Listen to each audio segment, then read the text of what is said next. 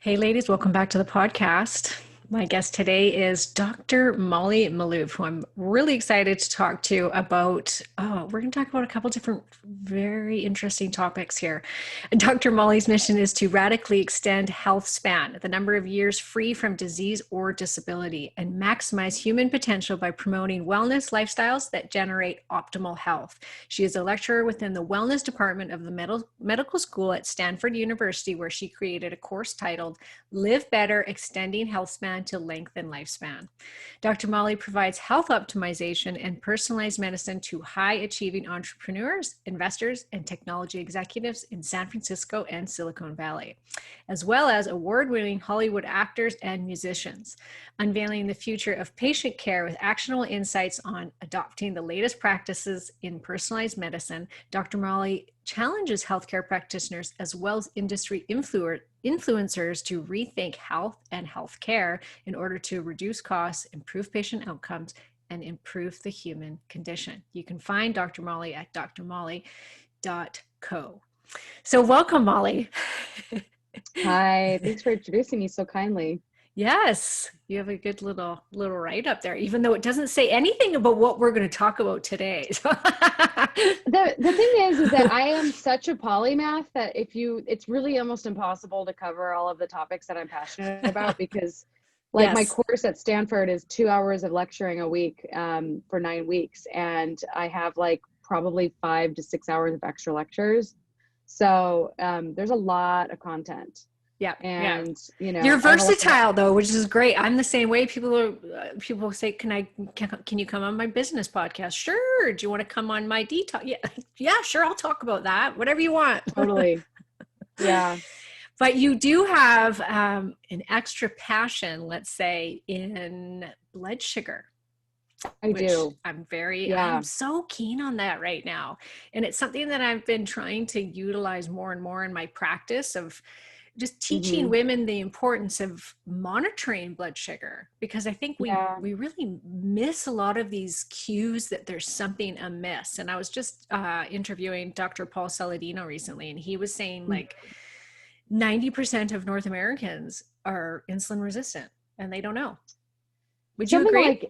Something like 88% of Americans are metabolically unhealthy, which means that in most cases that does imply insulin resistance. And the thing about insulin resistance is that insulin resistance is actually an adaptive response in many cases to high stress, to the body being challenged beyond its capacity to handle the amount of carbohydrate consumption that we consume, in out of balance with the amount of movement that we have.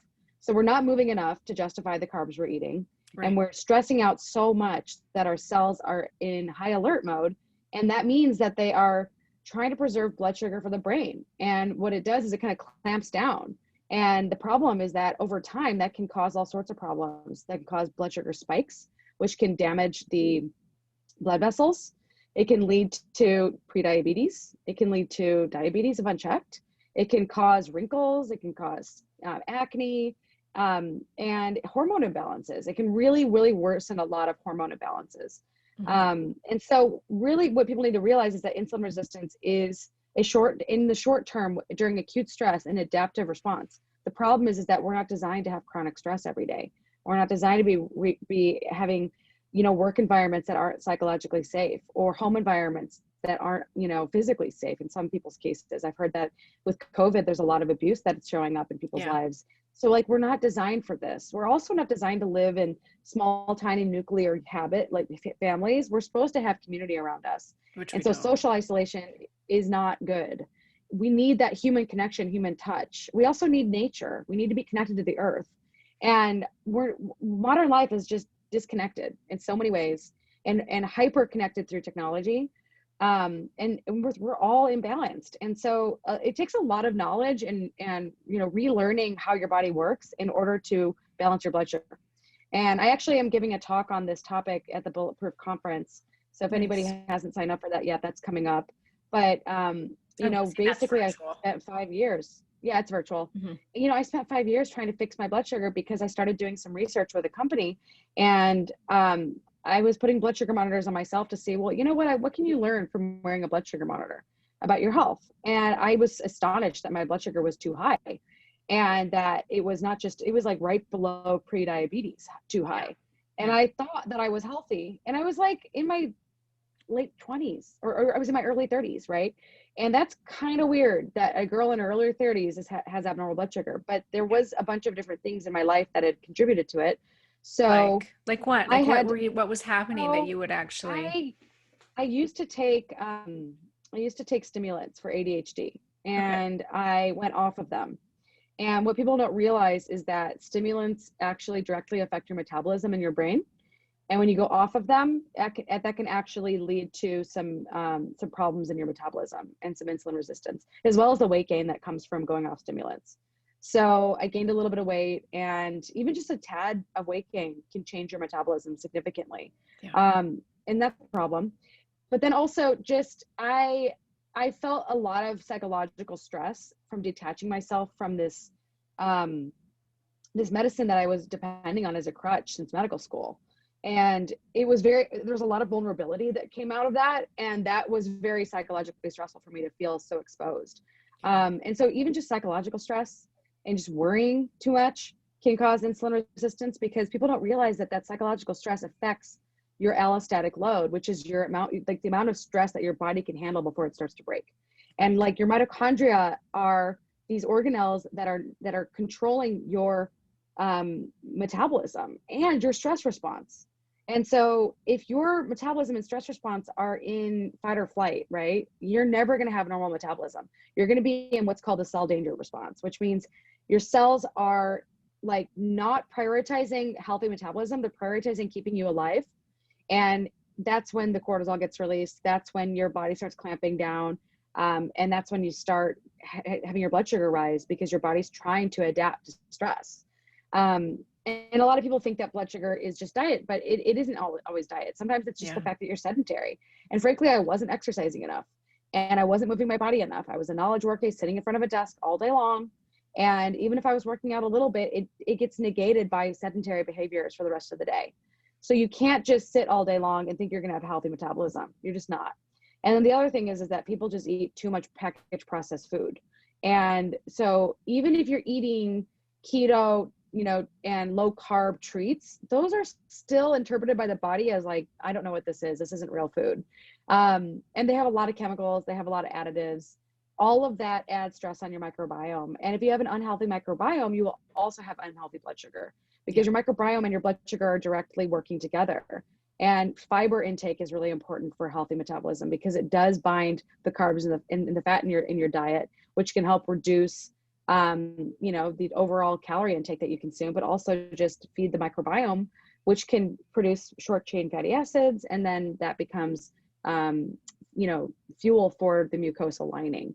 So there's so many interplaying parts of blood sugar, but like the big ones are eating too much sugar, not moving your body enough, and stressing out. Mm-hmm. And if you can really get those things, just focus on those three things, your blood sugar will start to improve. I mean, but that's because those are like the main drivers of mitochondrial function and dysfunction. Yeah. So I'd love to hear your view on even what insulin resistant is, because you listen to some people talk, like Dr. Jason Fung, who kind of has a different approach to what it is. And so there's like kind of controversy about this, about is it the cells being resistant, or is the cell becoming too full and then rejects it? You have to think about it like this. Everyone is kind of right, but nobody is perfectly right, because there's the real fundamental truth that everyone has in common is that the body is trying to adapt to stress.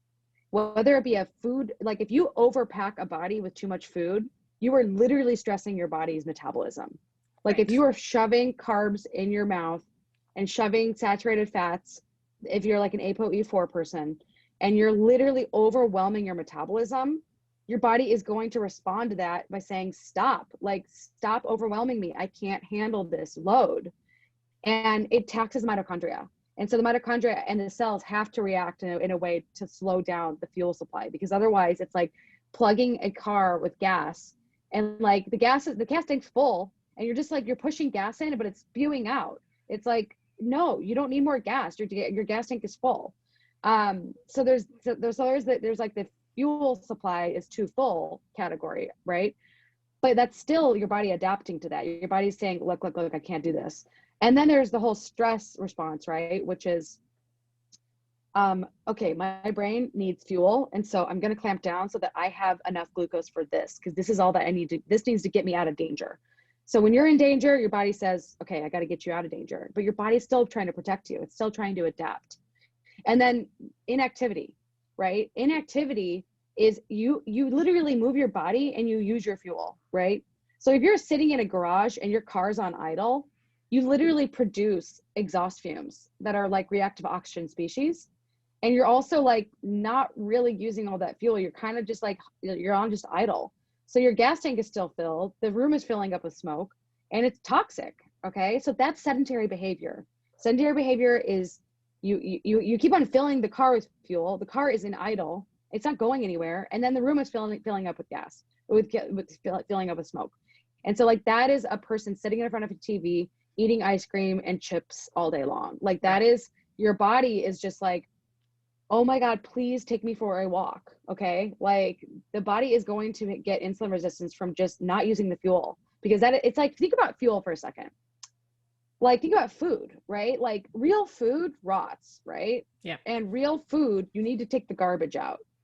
And if you are constantly eating, you're constantly filling the kitchen up with more garbage and more food scraps, and you're never taking out the garbage if you don't actually stop eating, right? Like if all you do is just eat, and like food process, then the kitchen becomes a total mess and you're never really cleaning up after yourself. And you're not actually like, if you think about fasting is like, okay, I'm going to clean the kitchen up. I'm going to totally clean out all the garbage. I'm going to clean up all the food scraps, and basically I'm going to recycle everything that's laying around. Like if you never fast at all, then your cells are always filled and there's always garbage laying around. Okay. And so like fasting is an adaptive, like your body has all these natural mechanisms with autophagy and mitophagy, which is throwing out the old proteins and the old mitochondria that don't carry a charge. Like your body's designed to toggle back and forth between full and hungry and full. And if we're always full and we're never hungry, then we're never flipping the metabolic switch back and forth. And we're never toggling between these two metabolic gears. And so we're not shifting gears. And so that alone can also cause problems. Okay. So like the body really wants to protect you and it's here for you. And if you're nice to it, it actually responds a lot better. But a lot of people are just like walking through life, just hating themselves and hating their bodies. And I can't tell you the number of women that I speak to who are like so frustrated with their bodies and they're having such a hard time losing weight. And they're literally freaking out every day that their bodies aren't behaving. Yeah. And really their body's just like, I'm seriously just here. Just like, why are you being so mean to me? Why are you hurting my feelings? Why are you being so hard on me? And like, I am like that too. I know this is true because I am just like these women. I've been where they are. And there's a lot of unshed tears in humanity right now. And everybody needs to cry more and everybody needs to stop being mean to themselves. And then they can stop being mean to other people. Yeah, it's not what's happening right now for women in society is horribly wrong, and it's just getting worse and worse, where we are not allowed to put on weight. We are shamed for doing it. And as women, a lot of my listeners, they're going through perimenopause, they're in their early 40s, early 50s, and their body is changing, naturally changing. I mean, we put on a little bit of weight. So our body, we were talking about this before we started the podcast. We put on a little bit of weight when we have some hormone deficiency, because your body is smart. It's always trying to protect itself. As our hormones drop through ovarian, from our ovaries stopping to produce the estrogen and progesterone, our fat cells can start producing the estrogen. So your body will put weight on in this natural defense to have that little bit of estrogen, because it's so important for the body to survive longer. I know. And I think it's so interesting, that it really does everything always, if you can always circle it back to that primal built-in mechanism that we have of your body's just trying to survive. Yeah. And always it's trying to survive, and it won't really give you, if you're young, like if you're younger like me, and you are in the kind of, zone of, I may have kids in the next few years, your body, if you're struggling with infertility, like part of the reason why that may be is because your body is prioritizing survival over reproduction. Yeah. And so a lot of young women are struggling with infertility, but it's like, look at the world right now. Okay. I can't tell you the number of women I know who've had miscarriages in the last year because of the amount of stress that this year has brought everybody. It's just, it's amazing. It's like, of course the body is like saying, I can't do this right now, and you need to feel safe. I mean, the importance of safety is so fundamental to health, and it's so fundamental to flourishing. And like, you may be in a safe location, but you may not feel fully secure in your life and where you are. And that will lead to all sorts of metabolic disarray because your body is saying, I'm not safe. Okay, well, if I'm not safe, then like, I got to make sure that I just survive. And I got to make sure I set up my system so that I'm just in survival mode. Yeah. And rest and digest is hard to get to when you're always in a fear-based mentality and a scarcity-based mentality. So it actually, you really can change your physiology by changing your thoughts. And like listening to this woman's podcast, I was listening to a woman's podcast today about estrogen dominance and just how so much of estrogen dominance is like crisis addiction. Like we're all addicted to reading the news and reading the freaky stories that are like gluing us to our phones and making us afraid. And we kind of get addicted to the fear because it gives us something it almost like gives us extra, fuel in a way to like, and it still like that just revs me up. It lights up endorphins in the brain. Even if it's fear, you can become very addicted to that kind of stuff because it's still giving you some excitement inside the brain. Exactly. Yeah. And, we're addicted to pleasure. We're addicted to like, there's so little pleasure in our lives right now because we're all so isolated that like, we're all grasping for it right now. Yeah. And, so finding balance right now is a challenge, even for me. And I'm supposed to be an expert in this. So if I'm struggling, I know everyone else is really struggling. Yeah, absolutely. Yeah. So the thing is it's all about compassion. Yeah.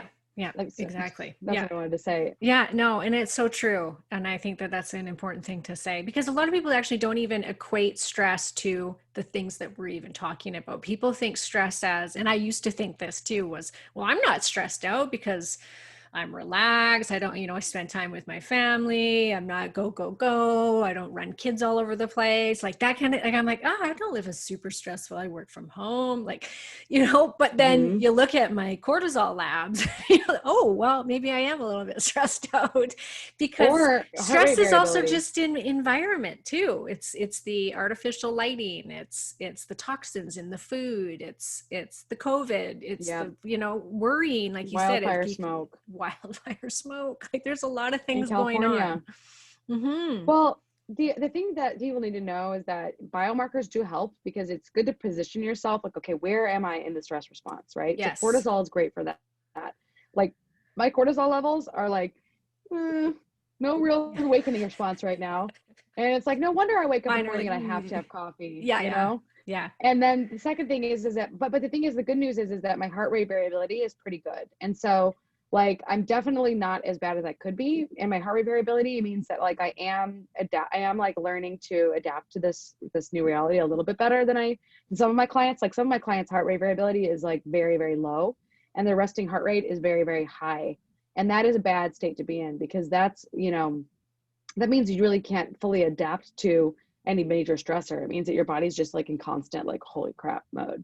Right. So it's good to exercise as a great antidote for stress. Like right before this podcast, I did an hour in the gym and it wasn't like a terribly hard workout or anything, but I can't tell you how much better I feel always when I get a workout in. And it's like, there are days when I'm just like, you know what, I cannot push it too hard right now. And you really got to listen when those days are saying, okay, just make it easier, but just get into the gym, just get into nature, go on long walks. Like, I'm very, very fortunate. I'm living in a beautiful place right now where there's just nature everywhere. And so I get to go on these beautiful walks. But I'll tell you what, when I miss my walks and when I don't get my steps in, that's when I feel way worse. I feel way worse when I don't get enough movement. So like, you kind of have to what I tell people is like, you kind of have to think it like you're like Uma Thurman in Kill Bill when she's like laying in bed and she doesn't want to move. There are days when you're just not going to want to get out of bed, when your cortisol is low and your stress is high and you're just like, I can't do this. But you have to push yourself to move, because movement is life, and movement sends the signals to your cells to make more mitochondria.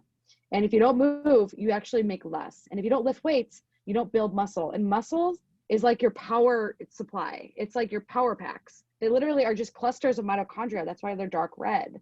And if you don't move your muscles and build your muscles, then you lose your muscles. And especially if you're aging, it's so important to get enough protein and lifting in, because you will start to get frail, and frailty will kill you because you will lose your energy. You will end up in a nursing home and you will end up miserable. And that is not a way to live, I think. Sorry, but it just isn't.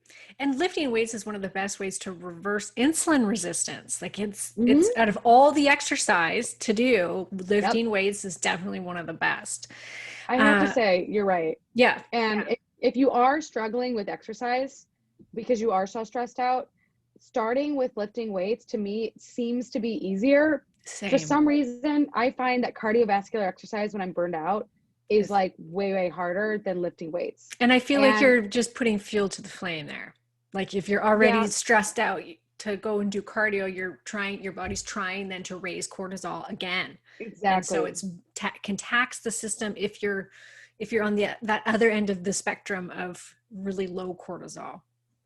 Now, if you have balanced cortisol and you're handling your stress well, one of the best stimulants for more energy is high intensity interval training. Yes. But the problem is that I see a lot of people go and do Barry's boot camp like 5 to 6 days a week. Yeah. And that is in like CrossFit, 7 days a week.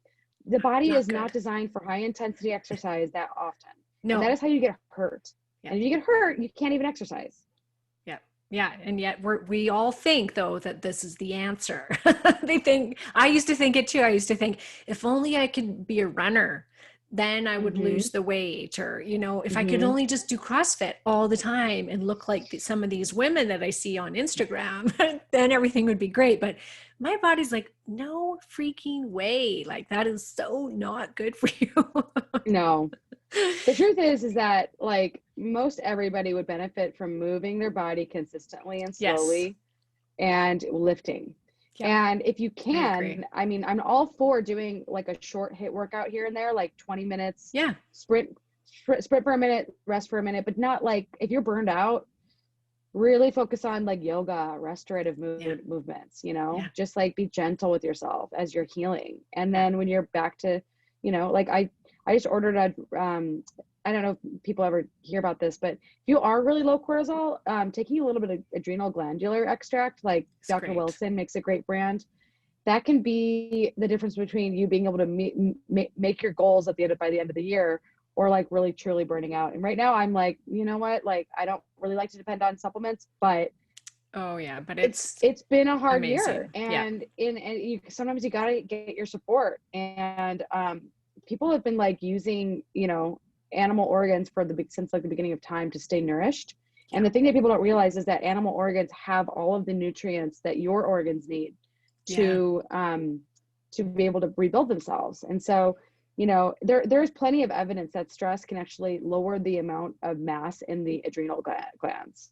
So, like I hate to admit it, but like, I'm not a superhuman. And even though like I have all these systems set up in place to stay super strong, sometimes I do overwork myself. I mean, I have an amazing amount of projects on my plate right now, and I'm really actually quite happy with my productivity, but I'm very annoyed with my body right now because I'm like, I wanted you to perform and you haven't performed, and it's like very frustrating. And then I just had to like last week, and I just had to like cry a little bit and be like, oh my God, I'm so sorry for being so hard on you, because you deserve to be loved and be cherished. And you know what, like sometimes you gotta talk to yourself in the mirror a little bit. Sounds crazy, but you really do have to remember that your body loves you and wants you to stay alive and is here for you. And if you're mean to it, you're just adding more stress to it.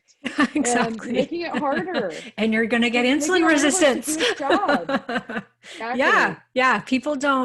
Women don't realize, especially, that sometimes just chilling out is actually the best way to lose weight. And I'm like, if I told you that if you did yoga for the next year and you stopped running, then you I would lose know. weight?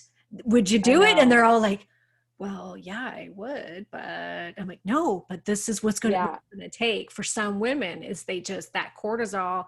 So for those that are listening, cortisol, when it gets too high, you're also pumping out blood sugar. So some people don't realize that. Yep. Now, what happens when cortisol is too low? How can that affect your blood sugar? When it's too what? Too low. Too low?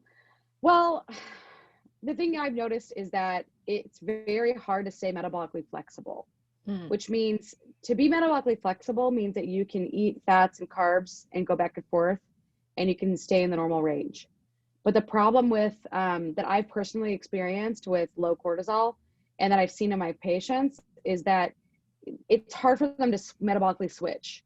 So the moment you start eating more carbs, which I noticed that like a lot of people seem to turn to low carb dieting when they struggle with weight loss. Yeah. Is the problem is that you start reintroducing carbs and your body now can't tolerate higher carbohydrate consumption. Yeah. So you get kind of stuck in the, you're either stuck in one side or the other. Now, for a lot of people who are eating high carb and struggling with hyperglycemia, they have a really hard time getting into ketosis. So it's like you're stuck in one gear. Yeah. And I'm fully admitting that like I personally feel best when I eat low carb, but I do like to switch it up and go back and forth between carb and fat metabolism. Same. And in the beginning of the summer, I was easily going in and out of ketosis. Now it seems like my body is just like the moment I start eating carbs, I start having blood sugar spikes. And so I have to be really careful with the kind of carbs that I eat. I cannot eat refined carbs. I just can't. Every time I do it, I just get a blood sugar spike. So it's really, metabolic flexibility is the big one. And then, you just also notice that you feel, you're just lower energy in general. It takes a lot more effort to get going in the morning. Mm-hmm. It's very much a challenge for sure. With your patients, do you then try to aim to have them go between kind of that dieting, like between, keto to also eating carbs so they don't become carb intolerant? Yeah, I think it's really important to not like sort of punish your body with too much ketosis if you are struggling with low cortisol. So it's about getting the right carbs. And also one thing that you can learn about carbohydrate metabolism is you can slow down the carbohydrate spike by starting your meal with protein and fat and then ending it with carbs, or starting your meal with fiber and then protein and then fat and then carbs last. So this is something that I didn't learn until this last year, but the order of what we eat matters in terms of the degree of the spike. Yeah. So it's not about completely giving up on carbs. It's about, and sometimes people need more carbs, by the way. Yeah. Oh, well, but definitely. The key is that you often have to play. I use a glucose monitor because I want to see what are the carbs that I can consume and not end up with a problem. So most of the carbohydrates that I consume are low glycemic, right? And like non-starchy vegetables. But I also eat quite a lot of berries and mostly raspberries. I like raspberries, blackberries, and strawberries. But I'm about to start reintroducing squash just so it's fall and it feels right to be eating squash right now. So I like acorn squash. I like butternut squash. I like delicata squash. And what I'm going to do is I'm going to wear a glucose monitor and I'm just going to adjust the dose of the carbs to what my glucose monitor says and just be careful and gradual. So the key is you just go gradually in and out of ketosis instead of like dramatically in and out of ketosis. Like the biggest issue I see with people is they just like start shoving carbs in their mouth one day and then boom, they just see themselves get these spikes. And or you know what the truth is that it is really hard to like eat differently than everybody, but sometimes I just have to I have to like kind of go back to diets that I know have worked for me in the past. Yeah. Like for me, same. AIP, because I have celiac, like I have to just admit that I'm never going to be like everybody else. Yeah. And unfortunately, I don't get to eat what everyone else gets to eat. Yeah. So if I eat like a large Mexican meal these days and eat a lot of corn and eat a lot of beans, I will be swollen for about 4 days. and it will be like its all inflammation, but my whole body will swell up because my body just can't handle the level of sort of inflammatory ingredients in the food. And so I have to just accept that, you know, if my gut isn't as healthy as it should be, which lately it hasn't been, unfortunately. I really sound like I'm falling apart, like I'm a terrible doctor, but but the truth is that, I like, love it. I love that you're being honest. well, the thing is that, like, I had a pretty stressful last year. I had a lot of moving around, and because of that, you know, like, I didn't stay on top of my labs as much as I should have, and I've been just so busy taking care of other people. So now that I'm back on track, I'm like looking at all my numbers, and I'm like, okay, not everything is broken, but definitely a few things need to be addressed. And so, you know, like, the key to health, though, is not that you're always healthy all the time. People need to realize this. The key to being really healthy is that you adapt and self-manage in adversity. So, like, this summer, I knew, okay, some stuff is just not working right. So I got to go look under the hood. And I went and got my gut tested. I got my hormones tested. I got my labs tested. And lo and behold, a lot of the things that I thought were an issue were a problem. And the key is that you start adapting and you self-manage. And so I have been, you know, changing my nutrition, changing my habits, changing my work situation, changing my sleep, you know, really just like being much more cognizant of my lifestyle right now. And frankly, I'm starting to feel better pretty, like, consistently by just making these changes.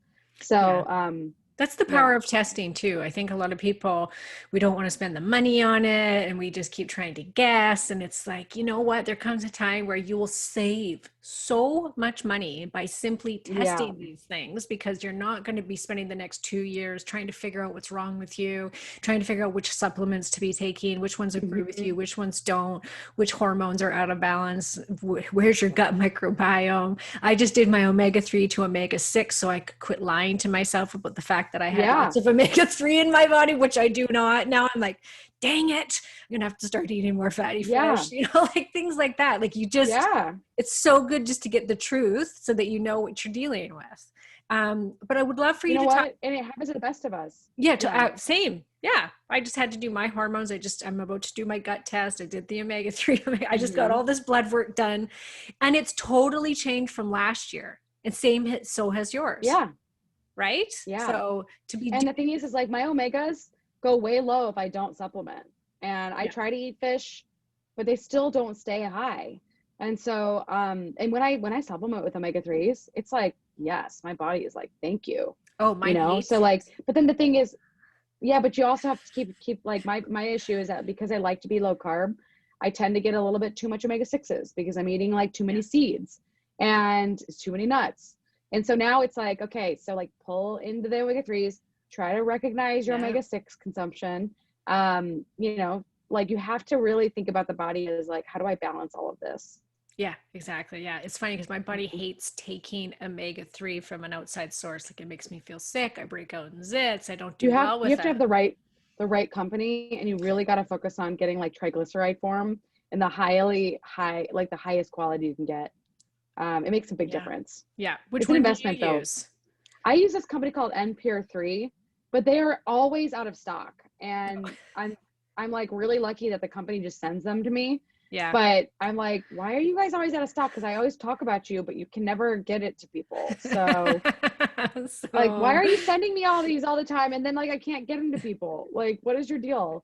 So I love them though. They're amazing. Yeah. I've used Designs for Health, which is, they do have a really high quality form, but I've tried many different kinds. So far I have yet. So I think I just got to eat it. I got to get the actual source. Have you tried algae oil? No, I haven't. Alga oil. I mean, it's not perfect, but you have to take a lot more of it to get the same effect, but it is a possibility. Yeah. When my test results came back and said I should be taking 4,000 a day of omega-3, and I was like, looking like 4 at grams. Yes. And I'm like, look at how much this would be. Yeah. Which is quite a bit. Like, I was looking, because krill oil I can handle, but krill oil is like, you get 80 milligrams. I know. So I was like, I would have to be taking handfuls of krill oil, which then I'm like, no. But anyway, I so know. let's revert back. I want to talk a little bit more before we jump onto my next topic here, is the continuous blood sugar monitor, because this is something Yeah, that's new, that's just kind of coming out. It's expensive to wear one of these, but it is. It's how going to it get cheaper though. is going to get cheaper. How are Yeah, you using it in your practice when it comes to helping people to lose weight? Like, what is it going to tell somebody in comparison, especially to the person just going out and testing their hemoglobin A1C and fasting blood sugar and lipid profile? And how is this, how does it change? How is it that we can use this to help hmm us discover what foods are working for us and which ones aren't? sure. Okay, so first of all, there's this idea that there's calories in, calories out, right? And the thing is that it's not exactly true. Because if you eat all sugar as your calories, I guarantee that you will gain weight. Because like if you eat all, especially like let's say high fructose corn syrup, for example, if you just eat all sugar, you are going to cause your metabolism to release a lot of insulin. And insulin is a storage hormone, right? So insulin is a fat storage hormone. So one of my friends, this other doctor, I was trying to convince him for years to put a glucose monitor on. And he says to me, I've only had this thing on for 2 weeks and I've already lost 5 pounds without trying. And I said, well, this is the beauty of knowing when your blood sugar is spiking and changing what you're eating. You will naturally reduce the amount of insulin output if you put a glucose monitor on and you start honing in on the foods that are causing you to spike, because every time your blood sugar spikes, your insulin spikes. And every time your insulin spikes, your body's trying to put the glucose away. And it stores glucose in the form of triglycerides, right? So triglycerides are in two forms. First, there's glycogen, right? It's the storage of your carbs. But then when your glycogen is full, then you start storing fat. And fat is made up of fatty acids and then a glycerol backbone. So it's like fatty acids, 3 fatty acids and a glycerol backbone. So basically, so it's like triglyceride, right? So essentially, when you consume lots of sugar, you store it as fat, especially if it's in the presence of fat. So high sugar, high fat foods really do a great job of causing fat gain. And that's pretty much all packaged processed crap, right? Like Twinkies and cereals. And cereals are basically refined carbs and refined vegetable oil. And, so are corn chips, Cheetos, Doritos. They're pretty much all the same category of just like salt, sugar, fat, right? And then or salt, starch, and fat. And that combination is particularly good at causing weight gain because it's literally just what fat is made of. These refined carbs are really good at spiking that insulin. And so forcing the body to be like, great, I got food, I've got fuel, time to go store it because I'm not using it. Because, usually people who are eating these garbage foods are not necessarily going out and running afterwards, right? So the body has to do something. So junk food is one problem, right? So I notice that when I wear a glucose monitor, I see that, these like beanitos that are chips made of beans that seem to be healthy because they have lower carbs and more fiber than typical chips. I think I'm eating something that's like a better option than a chip. But the truth is that my blood sugar doesn't lie. It still spikes. And every time my blood sugar spikes, I know that I'm causing more insulin resistance. I'm causing more weight gain. I'm causing my body to be in a storage mode. And so if you want to get a handle on your body's insulin sensitivity and become more metabolically flexible, you can't let your body be constantly riding this glycemic roller coaster where you're spiking and dropping and spiking and dropping, because you're constantly going to be hungry. And if you're constantly like energized and then tired and hungry, you're just going to keep eating in order to repeat the process. And so before you know, you're just like up and down and up and down. And until you see that, you don't really know what's happening. You just feel like, oh God, like all day long, I just have to like constantly be eating in order to like keep going. And so really glucose monitoring can teach you that, okay, these dietary choices that I'm making aren't working for my body. And I need to find things that do work for my body. And that takes learning, and effort and discovery. Mm-hmm. Yeah, and I think people don't realize that what foods may bother you don't bother me, and vice versa. Exactly. Yeah, there's been And, a lot of and study on that. I will also add that, like, when I put these glucose monitors on people, the first thing that I do is I set the range for fairly high, because I don't want to freak them out and be like, oh my God, you're sick. So I want them to know, okay, where does prediabetes look like, right? So let's just make sure you're not sick. So normally I like to see fasting blood sugar. Personally, I like to see it low 80s. Yeah. And I like to see postprandial low 110s. When I first started out, I wanted to see everything just make sure it's not above 140. Make sure it's not above 100 fasting. 140 postprandial. That's changed because now what I'm realizing, and what I've learned from years of practice, is that lower is actually better. Now, you don't want to be like, some people are always in ketosis and always fasting. And that's like sending them like the signal to your body that you're in like a winter time and there's no food available. Yeah. And that can be a little stressful on the body. So I don't really believe that anybody's supposed to always be that way. I don't believe it either. And the people that I, like the health experts that I talk to that seem to like do it fairly the best are the ones that usually at least carb up once a week.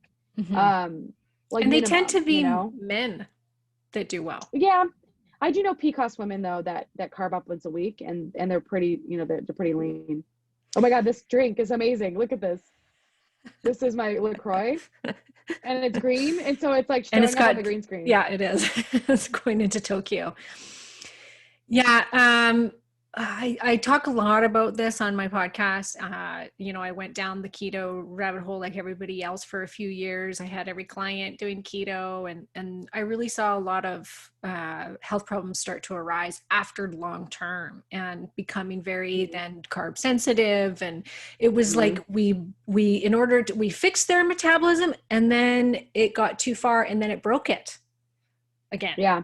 Which is very interesting. So kind of finding that middle ground, I think, is super important for most women, I think. And remember that keto is tricky because it often requires a lot of red meat and dairy. Yeah. And that can really be problematic for estrogen dominance. Yeah. And I wasn't really a huge red meat person. And then like this summer, I was in the Midwest with my family and my God, everyone in the Midwest is just eating so much meat and dairy because it's like the dairy and the meat land. And I started noticing, okay, this is not working for me. Like I am not feeling well with this kind of diet. And, my hormones reflected it. So it's hard to do keto plant-based and it's hard to do keto, like keto. I know the people that do keto pescatarian seem like a lot of women do okay with that.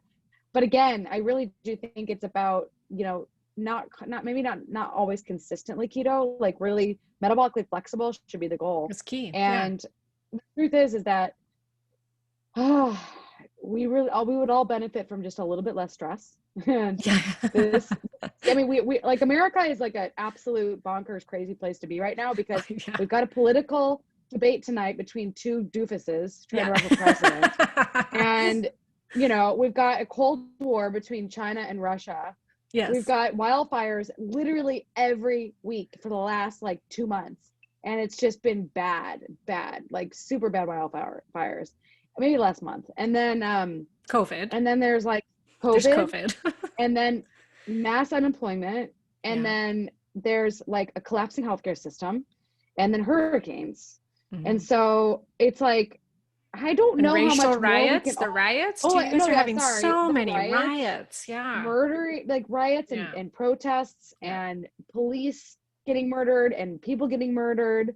And it's pandemonium. And so we're stressing people out, Molly. I'm sorry, everybody. Be honest. It's true though, but you got to do something about it. We all got to be meditating right now. Yeah. Like meditation is like I think if we all just like meditate and please just like vote. Just even, I don't care who you vote for, just vote, just make your voice heard. Yeah. And I think like we just need to get through this election and things might improve.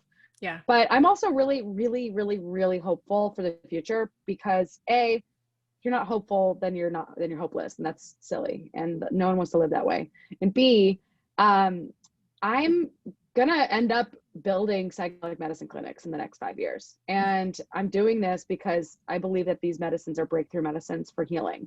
And I believe that underneath a lot of America is, in a lot of our obesity epidemic, is a lot of unresolved trauma and pain and emotions that have not been felt, and that people are feeding through food and sedentary behavior and sitting in front of television in order to get away from their feelings. And so America needs a reckoning.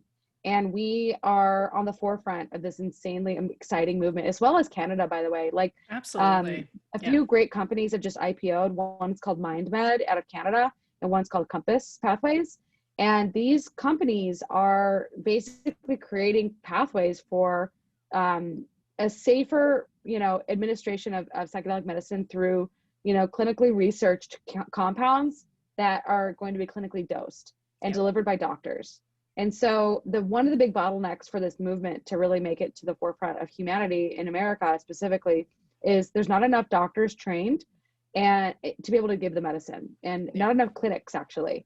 So we are going to have to create an army of people that can provide the medicine according to the standards in these clinical trials that involve a very significant number of psychological therapy hours, as well as going in for these experiences, right? These psychedelic medicine experiences. So I'm pretty much gearing up to figure out how to hack this using both technology and thinking through, well, what would medicine look like if it were different? Like, what does the room look like? What does the experience look like? How does it feel to go to work in this new type of healthcare environment? It's a lot more comfortable than current medicine. It's a lot more loving and caring than current medicine. I don't believe that current medicine really cares about you. I really just don't. I think that the only time I've seen really good outcomes in modern medicine is when people have families that act as caregivers that really do show up for their family members. But the people who don't have those family members, frankly, the healthcare system just doesn't care. And it's not a healthcare system. It's a system that's a sickness billing industrial complex, bills and codes for a disease, manages your care for you so you don't have to think about your health, and gives you drugs and surgery to fix all your problems, which end up causing a lot more problems than they solve. Yeah. And I'm all for modern medicine for rare diseases, for catastrophic illnesses, for massive trauma. I mean, we do an amazing job putting people back together. Yeah. And, basic plumbing through cardiovascular medicine, that's reasonable, right? Like, plumbing is, doing the basic, upkeep is fine. But I'll tell you what, most doctors that I talk to want to leave their jobs. They aren't happy. They don't like being subcontractors of insurance companies. And they're not, they don't feel like their relationship with patients is really, it's like there's this massive divide between the doctor and the patient. It's the insurance companies and all of the overhead and all of the administrative bullshit. So I basically haven't been practicing medicine the way other doctors do for a long time. I've been focusing on a micro practice with a lot more high touch care for a lot fewer people. But I know that technology can help create systems that can make what I do much more effective for people, through more and much more available to more people. So the cool thing is that a lot of the stuff that I used to do manually there's like all these companies that are doing things digitally. And so I'm finding that, like, essentially what I'm building right now is a large education program through my course at Stanford that I teach on Healthspan. And I'm converting it into an online course, which I'm going to use to train doctors and therapists that I work with to think the way that I do about health. Right. And you know what, like me, along with, hundreds of other leaders and doctors, are going to be able to create a more consumer driven healthcare system that's going to be offering care to people that they actually want to buy, because it's going to be a better experience, and it's going to have such a return on investment that you're going to want to spend your money there. And it's not going to be paid for by insurance initially, probably, but it will eventually be covered because the outcomes are going to be demonstrating that it does improve the basic drivers of disease. Yeah.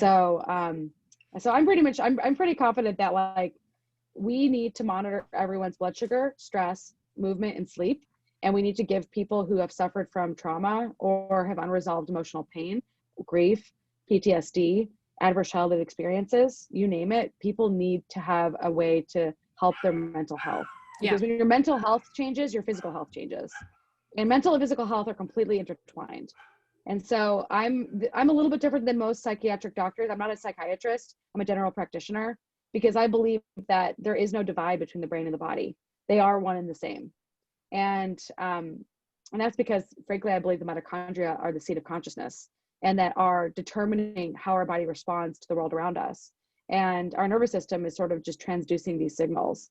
So anyway, that's a very, very new way of thinking about the world. And it's fairly controversial and pretty rebellious. And at the end of the day, I'm excited and motivated for the future. Yeah, and I think like just to come back around full circle there, that yes, there's lots of doomsday, sorry, my dog is going crazy right now. There's lots of doomsday things going on, but with that comes change. I think that we have to go through struggle in order to grow. And when you look at the world and what's happening right now, yeah, there's some real crappy things going on, but I believe it's going to bring us to a higher consciousness collectively. And things like even in what you're talking about, the medical, the whole paradigm is going to shift because people are getting tired of it. They're not getting the help they need from the doctors. We're getting sicker and sicker. And so something is going to come out of it. Something's going to have to shift, and it's going to be for the better. Yeah. I believe that. Yeah. And I'm going to have you back on because I really wanted to get into psychedelic drugs, but because that's a very, very fascinating topic. So I will have to come have you back for a part 2, Molly. Sure. That'd be great. Yeah. But yes. And so just to wrap it up, when it comes to blood sugar, insulin resistance, like when somebody does have these issues, you really, it works to have this multi-level approach, doesn't it? I would say the first thing you got to look at in your diet is where are the refined, industrialized food items? Where is the vegetable oil and where are the refined carbohydrates coming from? These 2 ingredients, along with chemical preservatives and colors, these things cause disease. Okay.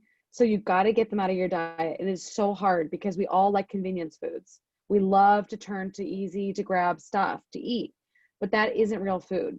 So like, you've got to start with real food. You just got to move towards real food. And you know what, like, that's just how it is. And so I would really focus on slowly reducing the sugar in your diet. I would start widening your fasting window. I would start, even just 12 to 14 hours is reasonable. And then you don't necessarily have to go keto. But I would recommend learning how to flip the metabolic switch here and there, which means going from carb to fat metabolism. And then exercise, just moving your body, just walk, just start to walk and start and just find out where your steps are and then see how much more you can add over the course of a month. And if your steps are 3,000 a day, try to do 5,000. If your steps are 5,000 a day, try to do 7,500. If your steps are 7,500, try to do 10,000. And you don't have to do it every day. I mean, you just have to slowly start moving towards better health. And the other thing is that we all need more rest, and we all need more, we need to turn inward and be able to sit with ourselves. And so meditating is really profound. It's really important. It's hard work. I mean, just sitting still is hard work for a lot of people, but we all need to do this. And we need to teach children how to do this because this is how we learn to self-soothe and learn to feel ourselves, learn to feel our bodies, and learn to feel the things that come up. And yeah, like, just kindness and compassion is everything. Yeah, I couldn't agree more. And meditation can look like, it could be yoga. It could be walking in nature. It doesn't have to be the typical. Just looking at beautiful things in nature. Yes, sitting in front of the ocean. Yeah. Looking at like a fountain, looking at trees. It can be outside. It doesn't have to be inward. You can look outward. You can just be still and just sit still somewhere, Yeah, absolutely. Well, Dr. Molly, I loved it. Thank you so much for this great chat. And thank you so much. I look forward to having you back on the show. Awesome. Thank you.